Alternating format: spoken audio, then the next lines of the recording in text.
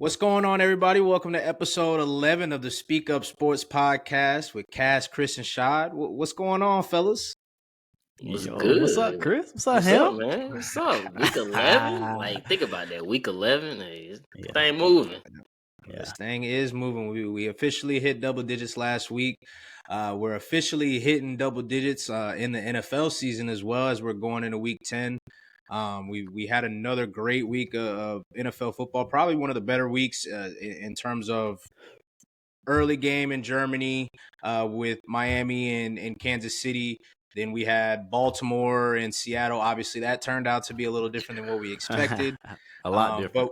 But we even got exciting games with Atlanta and Minnesota, and Houston and Tampa Bay, and the emergence of C.J. Stroud, and then ultimately ending the day with the great rivalry of the Eagles and the Cowboys and Cincinnati and Buffalo. So it was another just fantastic week of NFL football, and we'll dive into it as we usually do. But to start off, before we get into it, what did you guys take away? What was your biggest takeaways from the week? Man, just the idea of what you just said. We had football all day Sunday. I'm talking about each time slot has a game that each of us was looking forward to. And like you said, even with the Seattle game, you had the Falcons game that during that time slot too. So the games was pretty good. NFL need to that makes me want to tell NFL y'all need to fix some of this flexible scheduling, because we got some upcoming games that nasty. I just say that. Yeah, definitely the primetime games coming up this week. But how about you, Cass? What was kind of your biggest takeaways from the week? Kind of the same thing. Just enjoying it from start to finish on Sunday. The Monday night game was, I didn't really, we didn't really tap into that one too much. But I think there were some big statement wins on Sunday that we'll get to. That kind of, highlighted who should be on top of the AFC and NFC. It's getting a little less murkier. Still, it's still anybody's, anybody's year, but the big teams that, in the AFC with the Chiefs and the Ravens and then the Eagles, they made big wins to kind of set them apart from the rest. So, and we're kind of getting to that point in the season where we're just getting past the midway point of the season. So we will start to see some teams break away. And that leads me to a question that we'll get into a little bit later, but I do want to keep on y'all minds is now that we are coming up on the middle of the season, when do you, as an organization, as a team, do you start to kind of think like, hey, we should start looking into the future, or we should continue on our path and see if we can contend for the playoffs, see if we can contend for a Super Bowl this year. But let's not get ahead of ourselves. Let's go ahead and start off with the weekly review. And with that being said, we can start off with the first game of Sunday, and in Germany, Kansas City versus the Miami Dolphins. Both teams really needed a big win this week. We talked about that a little bit last week. And ultimately, Kansas City came out on top. What did you guys kind of think of the game? We had some of the questions that maybe kind of persist with Miami, and maybe some questions that are still lingering around for Kansas City. So, what did you guys think of the game? I mean, you just said what it is. I mean, it's still questions for really both teams. I mean, you talk about Kansas City, you scored 14 points the whole game. Defense scored 7 of the points, and then you didn't score none in the second half. That's really not good enough. We see what the Ravens doing. We talking about teams on the AFC side, and then we're gonna get into it later about the Bengals. But I mean, that's just not good enough. That's really not good enough. And then Miami, again, you come up against another winning opponent, your offense can't do nothing. And that's been a question this whole time. Every time you went against an opponent that was decently good, you couldn't do nothing. You couldn't move the ball like you wanted to, like all the motion you talk about. And then, he kind of looked bad on Tyreek, man. He was talking hella shit. Yeah, he said he was giving that work. And you really gave him the game with a touchdown. You really gave him the game with a touchdown. Honestly. Damn. But that's how I look at it. I'm the same way, man. We went into the week questioning Miami and seeing they got what it takes to compete with the elite teams, especially in the AFC, and they didn't answer. They didn't ring the bell, which is sad because you can tell it's a good team. I don't know what it is at this point. I don't know. I don't know if they're that bad. I don't know if it's psychological. I don't know what it is, but to not show up, in the big games is becoming a bad trend, and they got to prove it. And it's like you don't got too many games where you just give away, like that. So it was a winnable game. They really should have won this game, but they really did everything they could not to. So it was definitely a winnable game, and like you guys mentioned, Tyreek Hill didn't even break 100 yards ultimately, and then he did have the big fumble that led to the touchdown. It kind of blew it open. Miami ended up making kind of a run at the end, but at the end, well, let's not say that they were never in it, but they made a run at the end. Yeah, they were in it, and then obviously got down to kind of the red area, and from there it just got ugly. But and that's exactly what I was about to ask you guys. What did you guys think, that a ball slipped? Like, what was it, miscommunication? Like, what did you guys? What were you guys thinking? Like when you saw that, what were you thinking? What was your first thoughts? I think miscommunication. I think because I don't think he could. We've seen Tua throw many balls out the back of the end zone. You know what I mean? I don't think that was. Yeah, I think he just thought. Receiver was doing something else. Miscommunication. I feel like when it comes to a bad ball, you can kind of tell, like, oh, that might have been bad. Oh, that thing slipped. It just looked like he thought something else, and the receiver did enough. Even though the receiver won the route, he did a completely different way. It was gonna be a touchdown. It was gonna be a touchdown. That would make it bad. It was like, damn, that was gonna be a touchdown. That would have been a tie and touchdown. It would have been a tie and touchdown, and then you come out and fumble the snap, or it was too high, whatever. And next play, and then that was it, man. It's just a bad ending to, kind of a good rally ultimately, but it was just like, and like y'all said, we still have questions about Kansas City in terms of their receivers.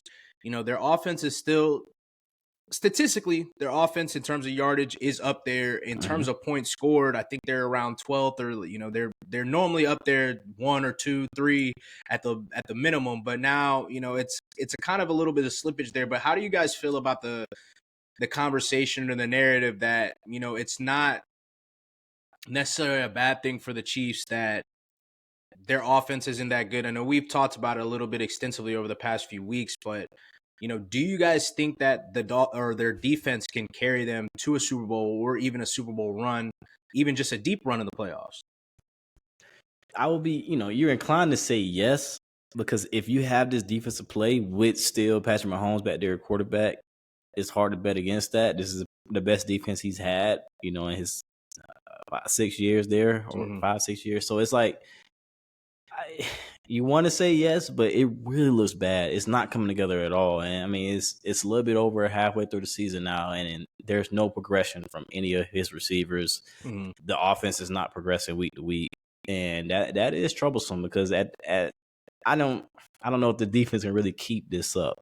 If they can, then good, but I didn't expect them to be this good, and I don't think they really are. But that's just their defense is pretty good, but it's been times in each of the games that I've seen that the other opposing offense just didn't do what they were supposed to do. It was like that, oh my God, this defense is locking it up. It was times like, for instance, the missed throw, that was a touchdown. It was plenty of times, even in the Jets game, Zach Wilson was making plays on their defense. He just ultimately do some crazy shit, and he just mess it up. But that's what I'm saying. They defense, they're holding it down. Russ put up numbers. The Broncos put up numbers. They can get numbers put up on them ultimately, but they can be had. You just want to say, hey, it's Patrick Mahomes, they're gonna get it right. But this a what they say, large sample size. Yeah, it is a large sample size, and as we mentioned, we are getting past the halfway point in the season, and we've seen, obviously, the Kansas City Chiefs are top 5 in offense, passing offense, at least damn near across the board. So it's not like it's just a big drop off, but it is like the points, as I mentioned, going from scoring 30 points a game to now you're barely getting over 20, 21, 24 points. It's a little worrisome. And one of the things I think back to is, we do say, kind of like you mentioned, Chris, we do want to feel like Kansas City, it is Patrick Mahomes, it is Andy Reid. But an example that I think back to is Tom Brady's last year in New England. Obviously Tom Brady is regarded as the GOAT in the NFL, the GOAT quarterback. And during that season, we had questions about the receivers, even though it was similar to some of the receivers that they've had during those quote unquote Super Bowl runs with, Julian Edelman and, some of the, we always talk about how the Patriots had no name receivers. It was similar, but you could tell that there was a drop off for the receivers, and they ended up coming up in the playoffs. They ended up couldn't score. So I'm wondering if that's something that we're also going to see, where it's like, once you start playing those good teams, once you start playing in the playoffs, you're not going to be seeing Zach Wilson. You're not going to be seeing, Russell Wilson. No disrespect to Russ, but you're gonna be seeing Joe Burrow in that offense. You're gonna be seeing Lamar Jackson. So that's the thing. And they say defense travels. Does it? Yeah, sometimes, but we'll see how that kind of goes. But that is one thing that I keep, every time I think about it, that's what I keep going back to. Like Tom Brady's last year, we started to say Tom Brady's washed, this, that, and the third, and the very next year with better receivers, he goes and wins the Super Bowl. So that'll be something to watch. But one more thing before we move on to the next game, do you guys think, where does Miami go from here? Is it a physicality thing? Is it what do you think it is? It's tough to say, because when you look at it, their defense is not bad. You know what I mean? And they definitely got the guys. They definitely got the DC. And they definitely been playing better. Definitely better than the first game against Buffalo. And So at that point, I really think it's psychological. I don't think it's like, other teams are a little bit more physical than they are, pretty much every week. But I think they're in their own head, and I think that starts with the coach too. But what do you think? Nah, I do believe in the physicality aspect. They need better offensive line play all the way around, and maybe that's where they jump start, but. I don't know, man. It's got to be the physicality. It's like because he's doing like the whole. Not he's doing that, but I'm just saying like the whole era when Sean McVay first came in. He's very innovative. He's got all the motion and stuff. But as soon as you run up against a team that's going to be like, okay, well, we not as fast, but we just gonna hit you in the mouth and we just gonna see what you're gonna do. And it's like, oh, we can't do nothing. It's like, damn. A good thing to point at would be Sean McVay's record versus the 49ers. Obviously, the 49ers are kind of regarded as a little bit more physical team. Mm-hmm. And up until they beat them in that NFC Championship going into the Super Bowl, I think they lost like 7 straight or something like that. So, that is something to keep in mind. And Mike McDaniel comes from that same tree. That Sean McVay, that Kyle Shanahan, the Shanahan tree. So, Definitely interesting. As you said, it could be psychological when you feel like, hey, we got to get over the hump. We've lost a lot of these good teams over the years, over the past year, especially this year. But they definitely could use it would have been interesting to see if Derrick Henry, would have went there, gave them a little bit more physicality on offense, or because Mostert played well, and obviously they were missing Achane, if I'm saying his name right. Yeah. They're obviously missing him, and he's expected to come back soon. But they're a little bit more finesse, their speed. Let's get to the edge and take off. So something to keep in mind and watch. But with that being said, we can go to an actual physical team in their same conference, and they're in their same conference, and we saw them beat up on their opponent in the NFC with Baltimore and Seattle. This is kind of seeming like a recurring theme now. It's Baltimore's dominated all of their top competition, basically. Even though they ended up losing to the Pittsburgh Steelers, they were dominating them. They dominated the Cincinnati Bengals.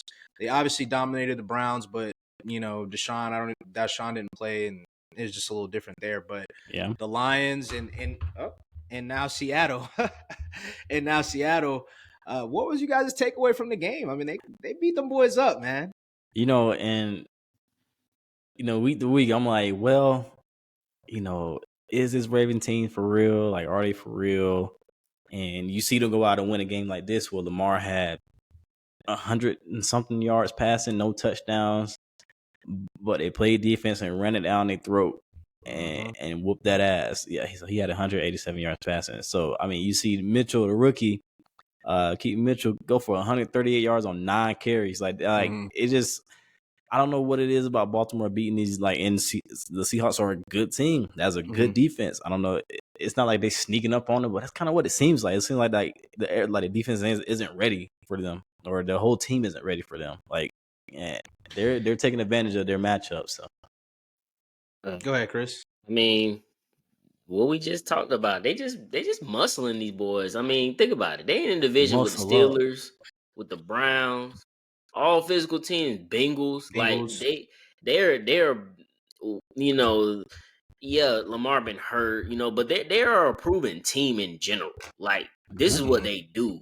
And I mean, you got the Lions. I mean, they're a new team. They're trying to get their stuff together, and they're doing good. But the Ravens are an actual team that is proven. Like if they're healthy, which again they really not that healthy. They got injuries all over the place, but they're gonna play. And what they say when the rubber meets the road, hey, the physical team, physicality, it'll take over for real. And I just think that's what it is. I just think they just way like they way more physical than Seattle is and Detroit. Even though Detroit, you know, they want to portray that way, but they're a new team, so I can't even be mad at them. You know, they're still building kind of their culture and program, and understandable. Yeah. One of the things that on top of them, you know, dominating defensively, you know, Geno Smith was under consistent pressure. Geno Stone continuing to make plays. I think he's got about six picks thus far in the season. I think he's PFF's like number 3 safety in the league. I mean, he's could possibly be looking at an all-pro season, especially after losing Marcus Williams early in the season. That what a great pickup. I mean, not pickup, but what a great you know, him stepping up to the plate.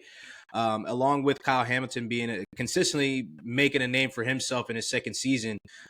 He was all over the field. He almost had a pick 6 as well. But one thing that I think we talked about a little bit last week in terms of how you want your team to, you know, go after these free agents or go after, you know, trades and stuff like that.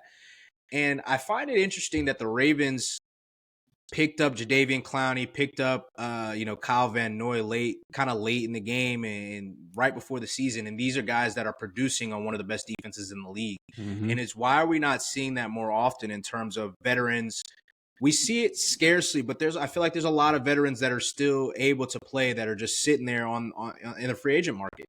And Jadeveon Clowney, for one, has been somebody that's over the past like 3-4 years has consistently been somebody he doesn't get that big contract initially when free agency opens up, but we get to like a week or two before the season starts and all of a sudden you're like, he's back and he's got some decent contract. But, you know, why aren't we seeing more of that happen?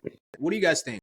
I think for football, it's just different. Like you really have to be in the right situation for football to you know, to produce. Like he can produce in, you know, in one defense, but he might not be able to produce another defense. Just because he good, that doesn't mean he fits their scheme. And I think that's the issue with football is everything really is scheme related. Like, yes, you need talent, but if they don't fit your scheme, that it ain't gonna ultimately work.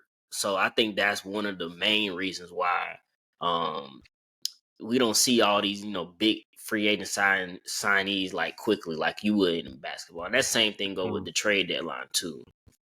Yeah, I think these vets too, they're at the point now, especially like more like the defensive vets, they are really selective. And that kind of goes with what Chris said, just to fit.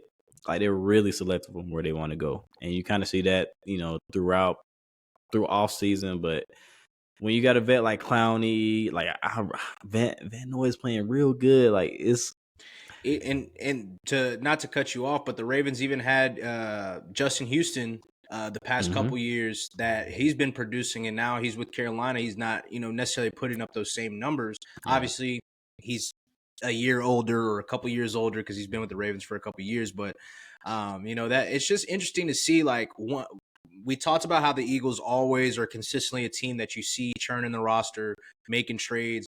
Ravens, maybe not necessarily in terms of the trade market.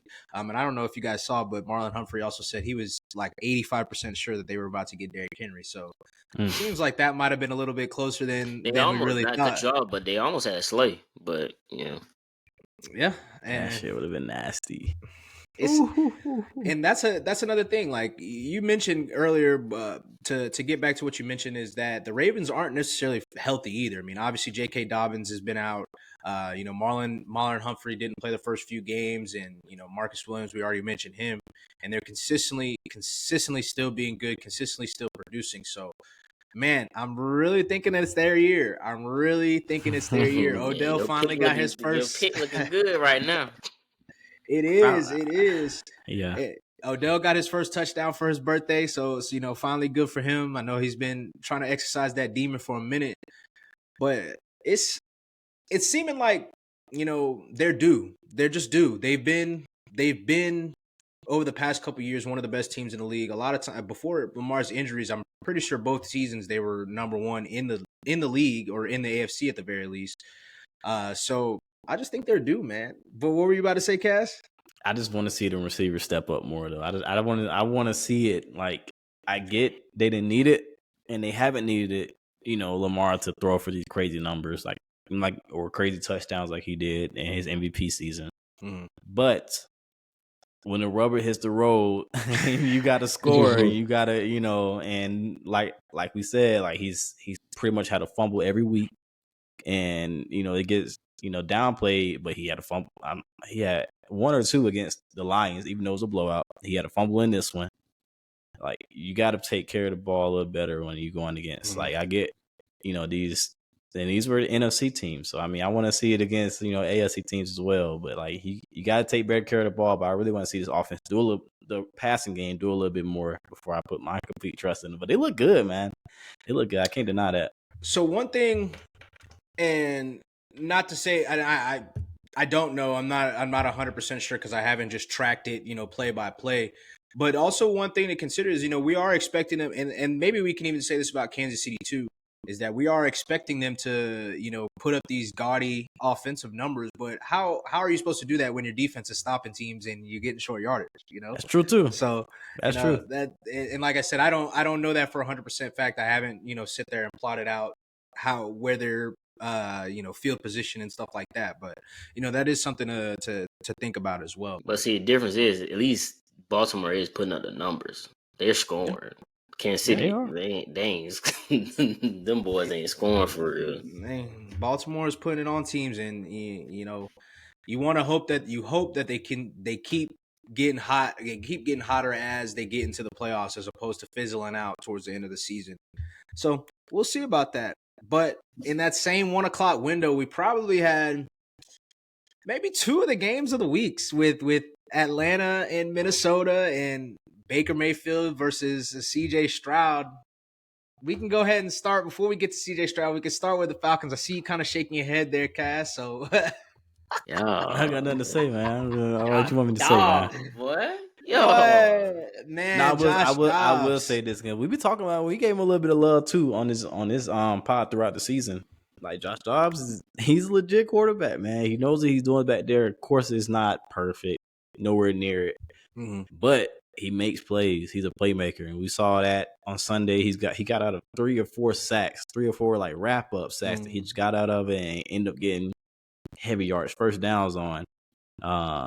And it's like the guy was there for 5 days. Like, he just got traded there. He was a backup, and the star, I forget his name, but he got out with a concussion early.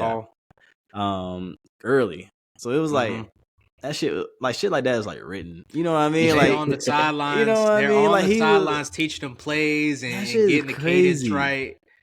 But not to cut you off, he did the same exact shit last year because I think he had signed with Tennessee late, if I'm not mistaken.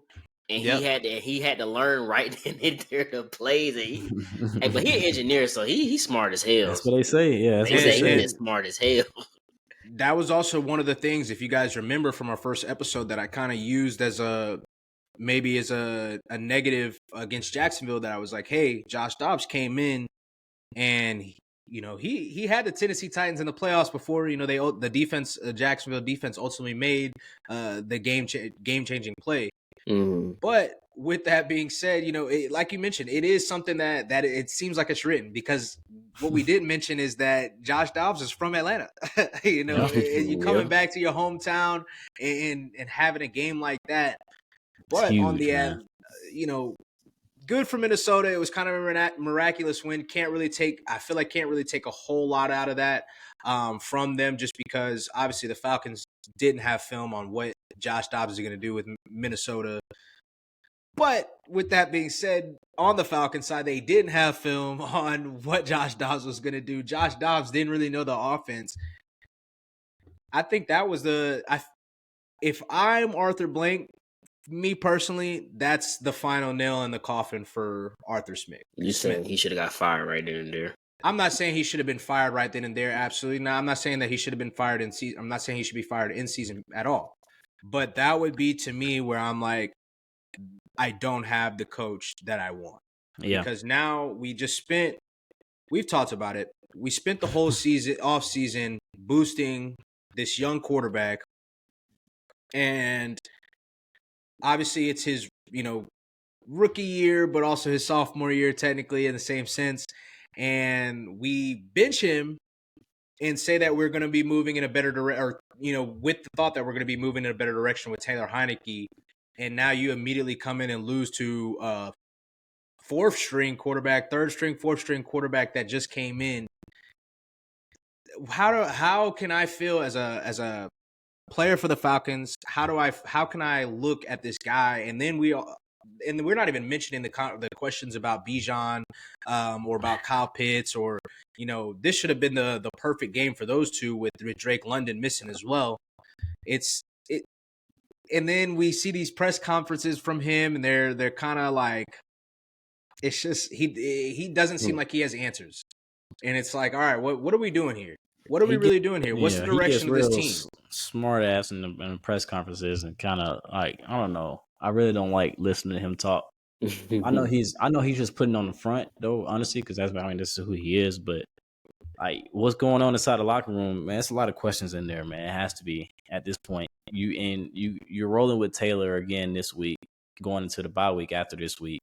And he said yesterday he doesn't want to play musical chairs. Or he said that today, actually. He doesn't want to play musical chairs with the quarterbacks. He want to, roll with one after the bye week. But like you weren't supposed to be in this position halfway through the season. And it's really an indictment on him and how he's coached his team, because this team did have better expectations than this year. You had the same record you had last year, and there were a lot of shit going on, but gave you a pass. You were in cap hell. You had Marcus Mariota. You had all this other stuff going on. The defense wasn't good, but it's looking bad for Arthur Smith. I don't like Sundays. I hate to say it, but I would not be surprised if he doesn't make it past Sunday if they lose.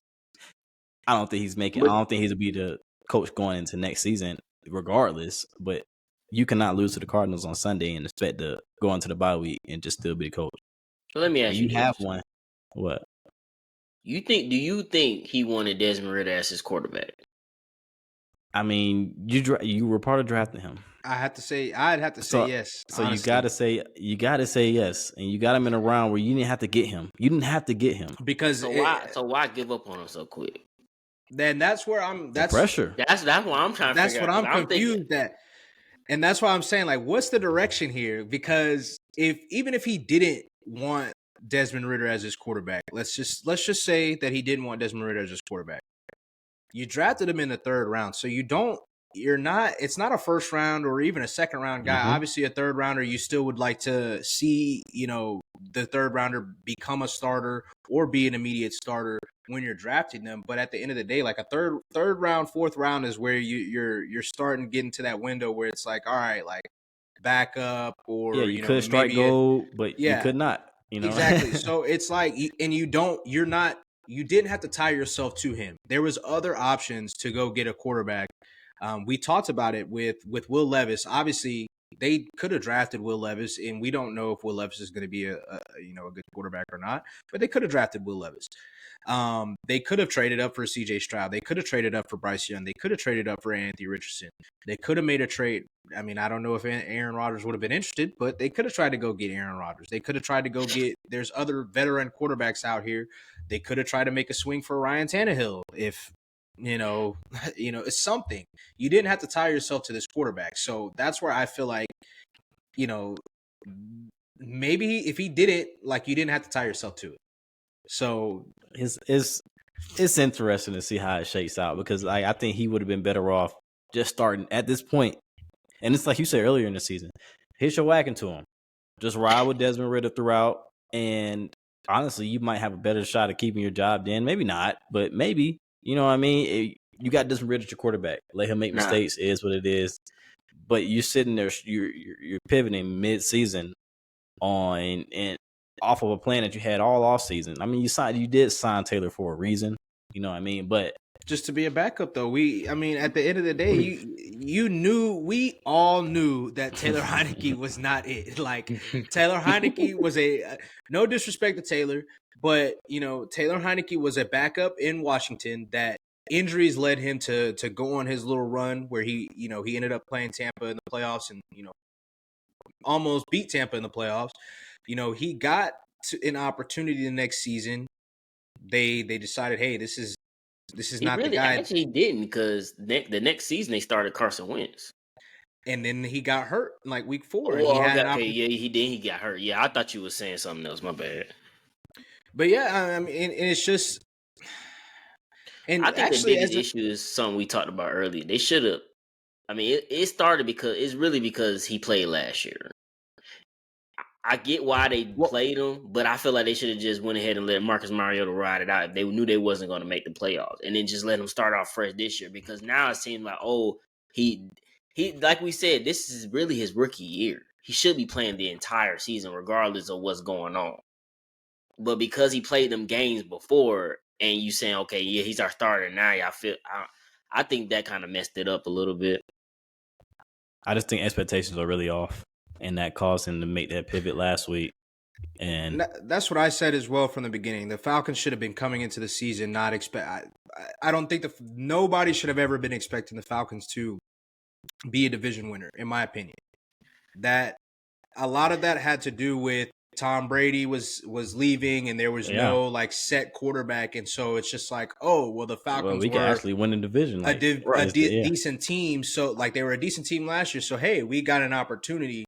But in my opinion, the goal always should have been, you're trying to get information about your quarterback and where you are, and I said that they should have been having the same expectations as the Texans, Colts, Panthers, even Tennessee. And that's where, once again, I come back to the question: what were you guys thinking? Like, what is the direction of this organization? Because you took a step back. You took a lot of steps back far this season. 100%. So now you're at ground zero with a quarterback. If you choose to keep Arthur Smith, which I don't think they will, but if they do, there's no way they're drafting a quarterback in the first round. You have to go get a veteran. You have to. You know what I mean? So I mean, so that's more capital that you have to give up. That's more, a higher contract that you have to give up. It's just, you took a lot of steps back with this move with this season. And even then, when we start getting into the veteran quarterbacks, now the obvious one is going to be Ryan Tannehill. That's what everybody's going to be talking about. Yeah. And so now we're talking about, okay, we're going to go with Arthur Smith and Ryan Tannehill next year. Are we really doing that?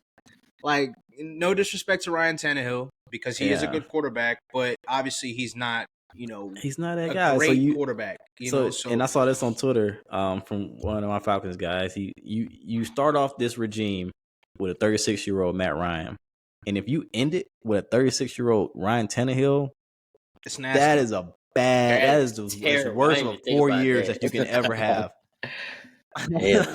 And that's not even getting into the details of you. I don't want to say ruin, because obviously we've seen Matt Ryan show back up to the Falcon State or off-season practices and stuff like that. Mm-hmm. But you went out to recruit an alleged sexual predator to come replace the best player in the history. I mean, just keep being honest.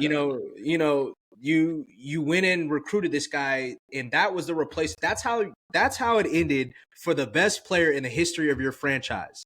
And that should say a lot, in my opinion. That says a lot, especially like you said, if it ends with Ryan Tannehill, that says a lot about That's so bad.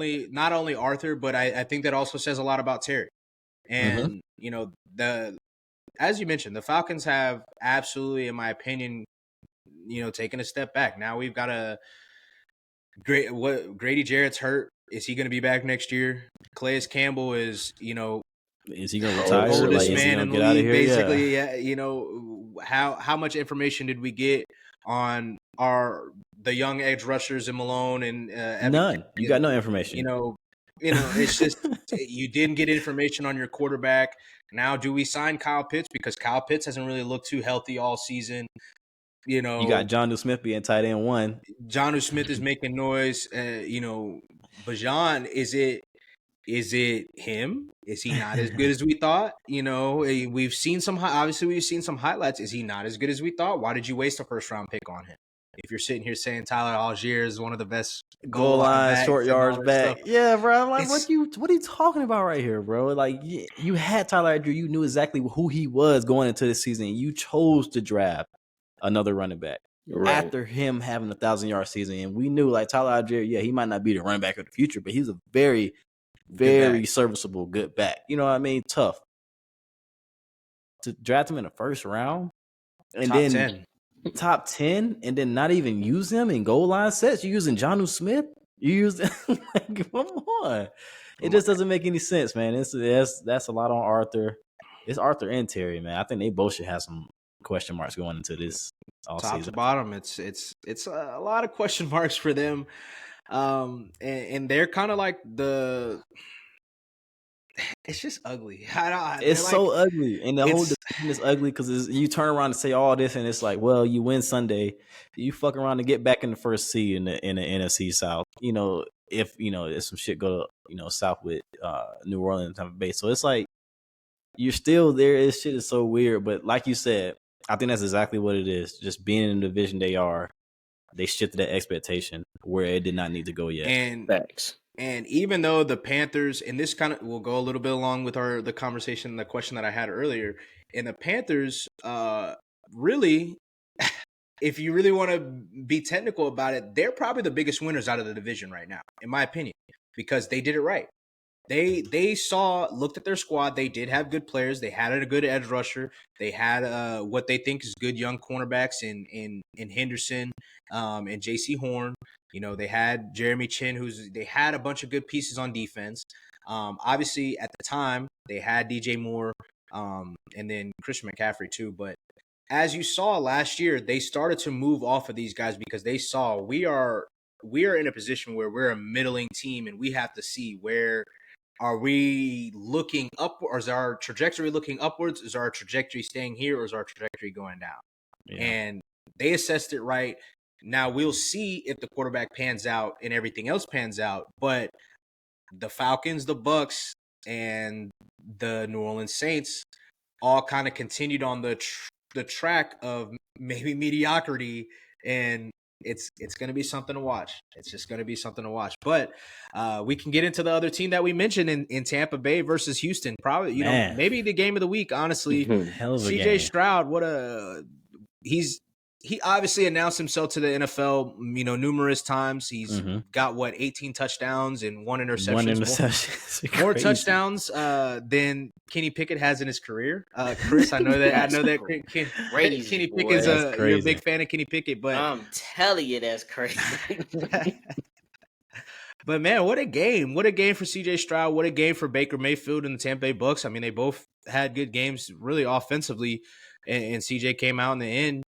What'd you guys think, man? He's making noise. What did you guys think? I'm not surprised. I'm not surprised at this point. Like, we've seen it all season. Like, he's putting the ball there. He's putting it in great spots. He's protecting it. He's not throwing picks. He looks comfortable in the offense, which we talked about before. Mm-hmm. It looks like the game is so easy to him as a rookie right now, and he has a great connection with his receivers, which rookie receiver. Which he did work with them in the off season and all that too. But like he looks confident in himself. He knows what he's trying to do every Sunday. And it's great to see. Even like watching that game, like that last drive when you had that amount of time left, I was like, he might come down and win this shit. Like he was in such of a rhythm, such of a groove that game. Like it was not surprising to see him go out and do that. Man, he's gonna be tough. But he's gonna be tough. But you see this and it's like, damn, man, I wish AR. I wish we could have got a full season of AR and see him get his groove. Man, I want to see Bryce try to get his. Definitely groove. would have been a good rookie of the year race between the two of them. And it's no competition right now. He's won this shit. It's just wrapped up. Puka's kind of started to tail off. Obviously, we've talked enough about Bijan and Bryce Young's really not making no noise. AR got hurt. This shit is gift wrap for him. Which it's not like he's earning this. He's earned this shit. Yeah, he earned it most definitely. And it's good to also you said it a little bit, but it's good to see that he got a receiver to come in with him and Tank Dell. That's always good. I don't know if you guys saw the stat where it's the 3 best rookie receivers that the Texans have had, and it's him sandwiched in between Andre Johnson and DeAndre Hopkins. So it's just kind of ironic that it's just happening like that, but it's just a great sign. One of Tank Dell's. He was kind of like a comp, one of his comps that and they have all kinds of different comps, NFL comps that they have for these players. But one of his comps was T.Y. Hilton. Obviously, I'm a Colts fan, so T.Y. Hilton and Andrew Luck obviously came into the league together and were one of the better receiver quarterback duos, over the past decade. So, it'll be interesting to see how that progresses. And then even with Nico Collins, he had a great start to the season. He's still a young player. He's been a player that over the past couple years that people expected to break out, and he's kind of had a little bit of a breakout this season. But now, he's really got 2 good receivers, and now they can get a third, maybe if you want to say maybe a true number 1. Maybe they've got their number 2 and number 3. Now you go get a true number 1. We'll see how they go do that. They'll probably have to go to the free agency route. But one question that I have for you guys is, with AR's injury, with Ryan Tannehill being benched, and Will Levis, and is CJ Stroud the best quarterback in the AFC South? Trevor Lawrence is there, obviously. I have obviously Trevor. I've obviously said my, how I felt about the Jacksonville Jaguars over the, I've said it multiple times. Obviously, I have not been 100%. I haven't been right. Haven't been right at all. But, what I saw some people mention it, and he's kind of having a better season than Trevor right now.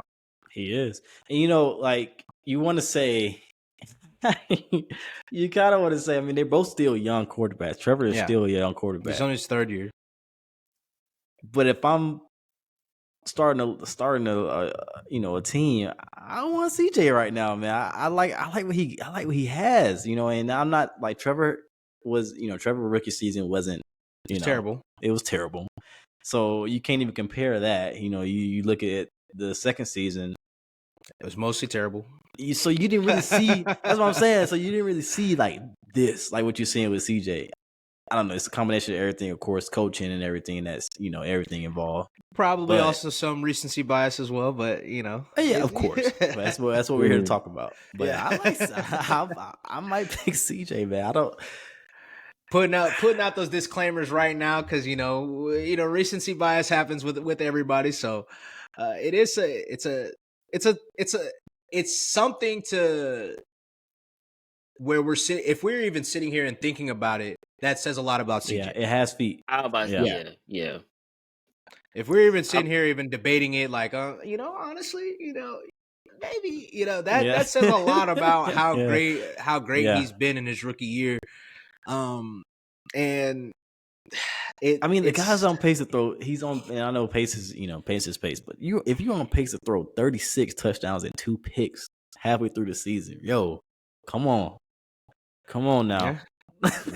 Yeah. And then one pick he did throw this. They got the shit right back. That nigga fumbled it and got it right back. Oh man, it's crazy. It's crazy. And it's funny because his knock coming into the year was, or coming into the draft was, oh, he's a slow processor. Or they said the stuff about the damn test or whatever. I saw his interview today where he was like, I'm not a test taker, I'm a quarterback. That's his interview that he had back during that process, and I'm like, you should listen to him. Everybody up. He shut everybody up. And it's funny to see because, like, we all thought at one point in time, we all thought that CJ Stroud was going to go number one. We all remember the video of Frank and all the Panthers just loving up on him when they were at the pro day. It seemed like it just seemed like a match made in heaven. That the way they were geeking, him and Josh McCown, who's the quarterback coach there in Carolina, were sitting there talking about where they're going to hoop in Carolina and stuff like that. So, he must have failed that test. Yeah, even though Bryce Young ended up beating CJ Stroud last week, it has to be something that they're forever linked. And it's not only him, it's also, there's Anthony Richardson's forever linked too, especially being in division. And, the Colts had an opportunity. They could have traded up above Tennessee or Houston. So, they're going to have to make some noise. Bryce Young, AR, I mean, they're forever linked. So as long as he continues to play, I mean, it's going to make the pressure on them even more difficult. But on the Tampa Bay side, their season's going downhill, man. They're hot start. And ever since then, what are they, like 3 straight losses, 4 straight losses? 4 straight, yeah. And, Baker Mayfield's playing well, probably playing well enough that you kind of stick on that same track of, what I said in mediocrity. And they're probably going to be, just good enough that he can keep his job, but just bad, not bad enough that they won't be able to get one of those top picks. Where do they go from here? It's tough. The trade deadline's gone now. And yeah, you're a middling team. And it's like, you to be 4-4, you would expect to be like, oh, Baker didn't have a good season. But the tough part is he is having a good season. So, like, where do you really shift from here? Because that's not a quarterback that you want to, like, just build around. But he's having a great season. So it's like, so there's a lot of questions going into the offseason for Tampa Bay for sure. And I think, some guys getting older on that defense that you got to make, some decisions about. Receivers. What you say, Mike Evans? You gotta make a decision, bro. It's just so. I think honestly, Tampa Bay should, and I think they should have been just said fuck it. But I think they should, just rebuild, restart it over. You're a middle of the pack team. Look, this is a bad lose streak that they're on. Even if they do end up winning the division, you know what I mean. And that's where that's the crazy part about this division. Like, it's so ass. You know what I mean? I mean, it's just like what we said earlier. They fall in the whole trap of, the division's not good. We can win it. Let's go try to win it. And because should they have signed Baker? Yeah, but why? Why go win it? You know what I mean? Like, why go in the division and be out? You played the Dallas first round and you out of there. I want you to keep that in mind too, because I want to revisit that after we do the weekly review. In terms of what are the pros and cons between that, going to win a division and choosing to tank. Obviously, that'll go a little bit along with that conversation. So keep that thought. But, with that being said, Baker Mayfield continues to play well. We'll see how that goes for him. But another quarterback that is, consistently kind of under consistent criticism, with a team that's under consistent criticism, and the biggest rivalry game of the week, the Philadelphia Eagles versus the Dallas Cowboys. The conversation from the game, ultimately, probably as an Eagles fan, Chris, it's not been a whole lot of conversation about the Eagles. It's been about kind of the refs and how great Dak Prescott played and all that and this and that and the third. And what did you guys think of the game, man? I'm really interested to see what you guys took away from the game versus kind of the conversation that's been going on right now. And like I said, about Dak, about the refs, and the Cowboys had an opportunity and probably outplayed them. So I'm interested to hear what you guys have to say. I mean, as far as the game, we're talking about strictly on the Cowboys side. I mean, everybody is, praising Dak Prescott, which again, he played good. Mm-hmm. But it's the same mistakes that they do every time. It's nothing new. It's not like this is some new stuff that happened. It's like, okay, they had an opportunity to win the game. Point blank period. They had an opportunity to win the game. You down at the 6. And then you get a penalty, you get a sack, you get another penalty, and then basic game over at that point. And it's like, okay, how many times you gonna keep doing that? You do it every year. It always come down to when you lose a big game, it's always because you guys decided you guys made a mistake. You did this, you were undisciplined. It's like, okay, he can throw for all them yards, but you can't at the 6-yard line, you cannot do that. You cannot do that. I'm sorry. You cannot do that. We talked about it in our chat. We fully expected Dallas to just end up pulling that shit out. But what happened after that is like, that's Dallas for you, and it's not always on Dak. Sometimes it is. You know what I mean? And right. He did play well, which took a lot of the heat off of him from this, and it gave Cowboys fans and sports people still a little bit of hope in Dallas, or it's like, well, all right, man, we got something still, and like, no, like, like, I mean, still... I don't even take much from it. Our back seven is terrible. Our back seven ain't good. Right now, our back seven isn't good. They're not communicating right. Anybody throwing against us. Sam Howell literally was throwing a party against us. So that don't move me that you did that, because you only put up 23 points. Yeah. And that's exactly where, I want to start, is because a lot of the conversation has been Dallas outplayed them, and even what you just said, the back seven isn't great or whatnot, and Dak had a great game. How great of a game do you have when you were down 28? What was it? 28-17. It was looking like a blowout. Like, we all thought it was. There's not a soul on earth that didn't think that game was about to be a blowout in the third, fourth quarter. Like, nobody thought that. Especially they go up 2 scores, and then the very next drive, obviously Dallas goes down and drives, and then that was the play on downs where the tight end was short for the touchdown. So it's like, they ended up making it close. But, we didn't say that about Kansas City and the Dolphins. Right. They obviously were blowing them out and then came back. So why is the conversation now like Dallas was playing? So how well are you playing when, like you said, you only scored 23 points as an offensive unit, So, I think that says a lot about how everybody views Dak as a whole, and in the long, and like, when he doesn't make the turnovers, the bad turnovers when it's a close game, stuff like that, it's like, well, okay, that played well. Like, that's his bar is so low now, I guess, you in a way, where it's like you use a game like that and say, okay, he's not bad, but like, he wasn't necessarily great. Yeah, but they didn't lose because of him.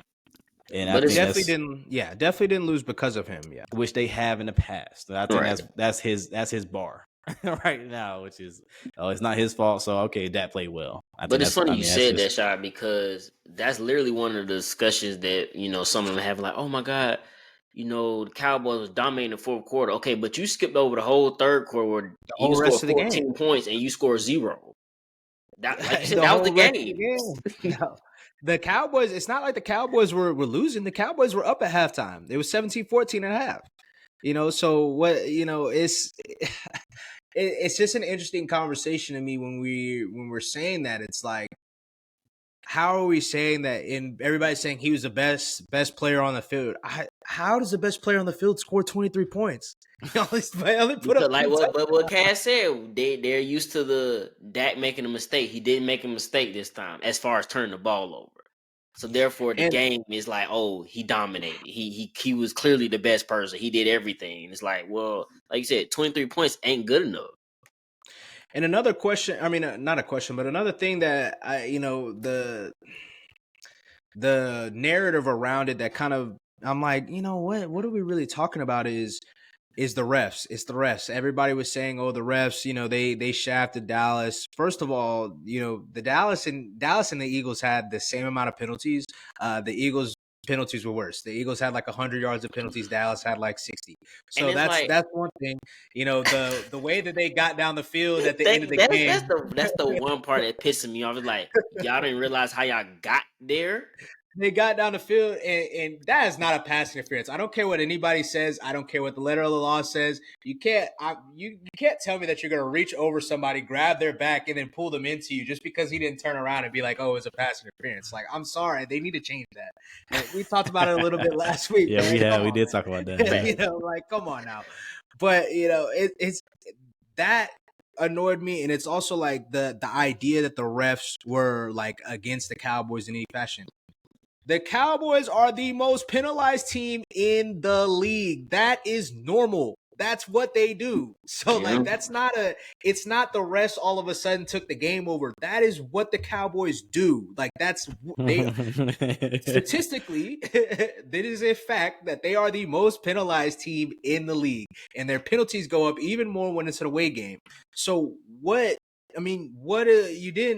we didn't see anything we didn't expect. Like, that's what you should expect from the Dallas Cowboys. They're going to be a heavily penalized team because they're heavily undisciplined. One of the things we continue to say that's been a knock against the Cowboys, that's been a knock against Dak, is that they don't make the plays ultimately to beat the great teams, the good teams. And once again, we saw it. Whether right or wrong, hindsight is 20/20. But if Dak had plenty of room to get into the end zone, make it a 3-point game, he ends up stepping out. We consistently say for other teams, or like when it's Patrick Mahomes versus Josh Allen, or Joe Burrow versus Josh Allen, we always are like, this is why Patrick Mahomes and Joe Burrow are going to be champions or are champions. This is what championship players make these plays. Like, this is, that play has to be made. Like, that play has to be made. And it's just an interesting narrative that, that's been consistent, over the past couple of days, that I just like I said, I wanted to hear what you guys felt about that. But moving on to the next game, and the final game of the week, as I mentioned, the Josh Allen and the Buffalo Bills versus Joe Burrow and the Cincinnati Bengals. And it looked a lot like last year. It looked a lot like the playoffs last year. It looked a lot like how the DeMar Hamlin game was about to start off before, the unfortunate news. Glad that, he got his opportunity. We'll touch on that before we get in the game. Glad he got his opportunity to return. Glad he got his opportunity to kind of do the reflection at the end of the game. I don't know if you guys saw the video where he's just on the field and stuff like that. Also, hopefully, not to be insensitive or anything like that. Hopefully we can close the chapter on, that whole story. It's kind of getting, in my opinion, it's getting a little point to it where it's a little nasty. Like, we get it. Like, we get it. And it is special. And I don't want to seem like I'm being insensitive, but at the end of the day, like, it was nasty when they had the ambulance with his numbers on it. Yeah, that's when it really got nasty. We don't need to keep continuing to bring this up. Like, in my opinion, like, it was special. It is everything that everybody has said about it. Yeah, but I think we can close to that chapter for now. They put his number 3 printout on the windows of an ambulance. He didn't die. He's still alive. No disrespect. You know what I mean? No disrespect. It's like, come on, man. And then all this is, you do this. Okay, when somebody dies, yes, and memorance, but the guy's still alive. So all this stuff is making him relive this shit. You know what I mean? Like, that's not good either. Like, nobody wants that. Like, we were able to celebrate. We're able to celebrate that he's back. We were able to celebrate that he pushed through. I mean, by all means, continue to celebrate that. He can continue to celebrate that. Continue to appreciate life, but let's not bring it up every day, every week. We don't need DeMar Hamlin is on the health. He's healthy playing inactive or that. Like, we don't need that. We don't need that. Like, I'm sorry, but to get back to the game, I agree with that. To get back to the game, both teams started off hot, and then that was kind of it for the Buffalo Bills and Cincinnati. It was really kind of it for both teams because for the most part, like, you know, Cincinnati put up their points early, and then it was kind of like a little bit of a stalemate. And then Buffalo made their run at the end, and then obviously Cincinnati closed it out. Yeah. Joe Burrow made the plays. Joe Burrow looked great moving around. You know, obviously it was another one of his great games during the streak that they had. T. Higgins' best game thus far this season. Buffalo is 5-4 now. Man, they are reeling, man. What do you guys think? You know, and they only, you know, you leave the game saying, oh, you know, you only lost by 6. Cincinnati was in control of that whole game. I had no doubt in my mind that Cincinnati was going to win that game, no matter what, you know. And Buffalo does this shit, man. They start off, you know, they try to come back. They try to come back too much. They try to come back every single week, and it's like their shit gets old, man. Cincinnati looks good. I'm not surprised by what happened. I picked Cincinnati to win, and they're flowing right now. You can tell like they're hitting on all cylinders. Now, the Jamar Chase injury does change things going forward, unfortunately. A little possible bit. Injury. Possible. We'll see. But they're clicking right now, man. They got like this isn't surprising because like Cincinnati was always going to be one of the favorites in the AFC going into the season. You know, it's surprising now because of how tough the start they had. But this is the team we always thought they would be, and I always thought they were better than Buffalo. And I picked Buffalo. I picked them to beat Buffalo at that game last year when that the game that got canceled. I like this team way better than Buffalo. I think they just, I don't know. How about you, Chris? I mean, Buffalo got to get right, man. Right, damn. They It's tough for them, bro. It is. And you lose 2 of your top defensive players. It's rough. You know what I mean? It's definitely rough. The thing is that defense ain't playing that bad. But they're like the biggest Jekyll and Hyde team in the world. They have the second highest point differential in the league to the Baltimore Ravens. So they really should be a 1-loss, 2-loss team. Josh Allen has like the 4th highest passer rating in the league. He's PFS #1 quarterback. He's completing like 70% of his passes. Would be the clear. He really statistically, he is the clear and runaway favorite for the MVP statistically, like without question. And they're 5-4. It just shows you. It shows you with them. It's more about, and I think this is true with any top defensive player, offensive player. Like it's all about moments. Like instead of like the totality of the game or whatever, these star players that they had that they're missing right now. Yes, they still have their defense not playing bad overall, but they're not getting those moments that Matt Milano would have had, that Trey White would have had a big deflection. Not even like stats, just big deflection that gets people going. And I think that's kind of what they're missing right now. Von's not really getting to the quarterback too much. He's he's kind of just making his way back still. He's making his way back still, but it's just those moments that they're missing. And then you also have those moments on the offensive side where you're not. You're throwing those picks, and you're getting those, fumbles. And not so it's running the ball. They had a big not running the ball. Dalton Kincaid had a terrible fumble at a terrible time. He had a great game, but he had if he doesn't fumble, we might be having a different conversation. True. But that's those moments where it's like, and it's been with Buffalo all season. It's just they're losing those moments. And I'm glad that you brought that up, Chris, because somebody, I saw. Obviously, we look through and see Twitter tweets all the time, so I can't.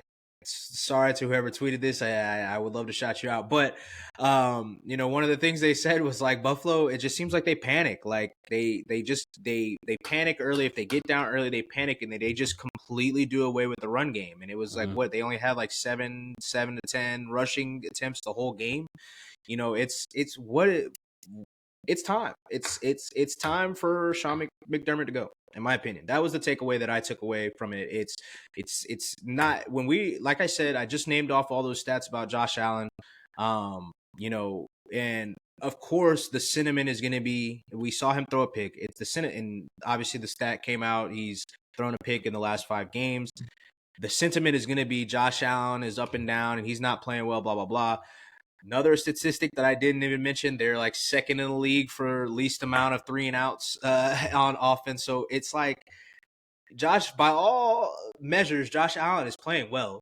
By all measures, like how do we keep getting to this point? And one of the things, as I've thought more and more about it is, we recently saw Buffalo and the New York Giants play. And I don't know if you guys remember, but the clip that kind of went a little viral was the Sean McDermott and the Dayball interaction where it was, or lack thereof. Yeah. And then immediately Dayball is like, Josh, what's up? Like, loving him and, showing like genuine love for somebody. Thing that we talked about a little bit in the first episode, thing that's been talked about a lot over the offseason. Leslie Frazier abruptly retired. So that's your offensive coordinator that, we don't know their personal lives, but what we can judge off, clearly you guys don't have a good relationship. If a defensive coordinator abruptly retiring after just having the best defensive team in the league last year, we could probably put 2 and 2 together and say that he probably was not seeing eye to eye with Sean McDermott, and they obviously didn't hire a defensive coordinator, and he's obviously running the defense now.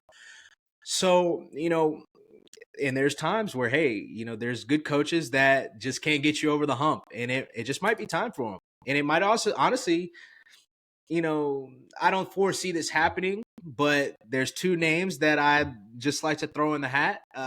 Bill Belichick would be interesting. Obviously in division, obviously would be a great coach to have. He's obviously coached in New York before, kind of made his name obviously with the Giants, but that's just something. He's obviously, popular in the Northeast. And then with that same team that I mentioned, the Giants, they've had such a bad season with Brian Daboll. Obviously, even before the Daniel Jones injury, they weren't particularly potent on offense. Is there the Giants organization as a whole over the past, since Eli Manning, basically since the last Super Bowl, have kind of been a mess. There's no guarantee that Brian Daboll is back next year. Would he, make a return back to Buffalo? Obviously, we're going to look at, the conversation is going to go to Ben Johnson with the Lions and, some other guys. But I think Buffalo will still make the playoffs, but it's time. Sean McDermott, same thing I said about Arthur Smith. This would have been the time that I'm like, yeah, Sean McDermott's not it anymore. Like, it's his time. They got a lot of questions to answer, and I think I saw this today. Pretty sure. But don't quote me on this, that they have the third, highest cap situation, highest payroll going to the next season behind the Saints and the Chargers. So it's like you got a lot of questions to answer, and then you still got how is Stephon Diggs going to be in the all season? And I'm glad that you mentioned him too, playoffs, because that guy is. I think Stephon's a great player. I know where you're going. I know where you're going with this. I know exactly where you're going with this stuff. I think Stephon's a great player, but that stuff that was reported where he was saying, I hadn't even broke a sweat out here at halftime and shit like that, bro. Like, it's time for you. It might be time for you to go too. Like, bro, you're doing too much. Stephon does that shit just to get himself going. I think he's just one of those guys. I'm absolutely, I 100% understand that, and I'm not saying that's a negative or anything at that point, but I'm just, it's tough to say. It's tough to say because I'm not in that position. Obviously, we're not in that position, but he has an understanding. And everybody in that Buffalo Bills locker room and organization have an understanding of all of the conversation that's been going on in this past year. You have to keep your composure at the very least where it's not in front of everybody. Like, if you want, those guys in the locker room know you. You do that shit in the locker room, all of them guys know you. They know how you get down. They probably know what motivates you. That just continues a conversation where it's like, oh, Josh Allen and him are on the same page. Oh, Stephon Diggs, blah, blah, blah, blah, blah, blah. And obviously he had an exit from Minnesota, and there was, some questions about, that similar questions. So it's like, bro, like, come on. Yeah, you're putting everybody else in an uncomfortable position. Everybody else, around your teammates, your coaches. Yeah, I get that too. Exactly. And he doesn't care. It doesn't seem like it. And I'm not, being the stickler, no fun league saying you shouldn't say shit or you shouldn't be have a personality. But it's like there comes a time where it's like cool to have a personality, and then you have to also have an understanding of what's going on. And they like, bro, come on. Yeah, I get that. Come on. And it's not the first time that it's been talked about this season either. Like, so come on, bro. But, Joe Burrow still looking good. Cincinnati still looking good, getting better and better.